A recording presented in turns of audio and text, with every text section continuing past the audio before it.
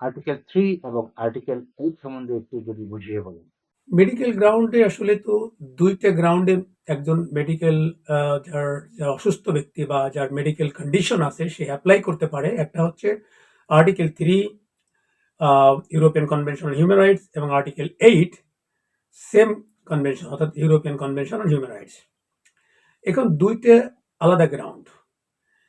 যদি কেউ আর্টিকেল 3 এর আন্ডারে অ্যাপ্লিকেশন করে তাকে দেখাইতে হবে যে তার মেডিকেল কন্ডিশন এতটাই সিভিয়ার যে সে যদি তার দেশে ফেরত যায় তাহলে তার দেশের তার হোম কান্ট্রি বা যে দেশে সে আছে ওই দেশের তার যে রাইট আছে ফ্রিডম অথবা তার যে ট্রিটমেন্ট পাওয়ার যে অধিকারটা আছে সেটা ডিগ্রেড করে অথবা ভাইলেট করতে পারে।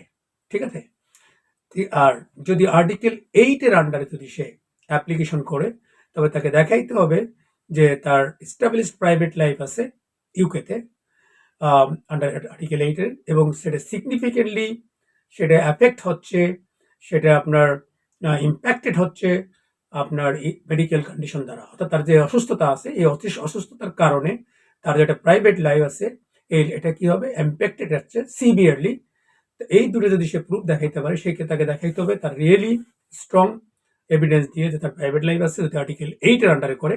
আর যদি আর্টিকেল 3 এর আন্ডারে করে তাকে দেখাইতে হবে details medical reason medical ground এবং পাশাপাশি তাকে এই প্রুফ দিতে হবে এই এভিডেন্স দিতে হবে যে তার দেশে হোম কান্ট্রিতে গেলে যে তার ফ্রিডম অফ তার যে ফ্রিডম অফ টেকিং ট্রিটমেন্ট এটা ভায়োলেট করবে তার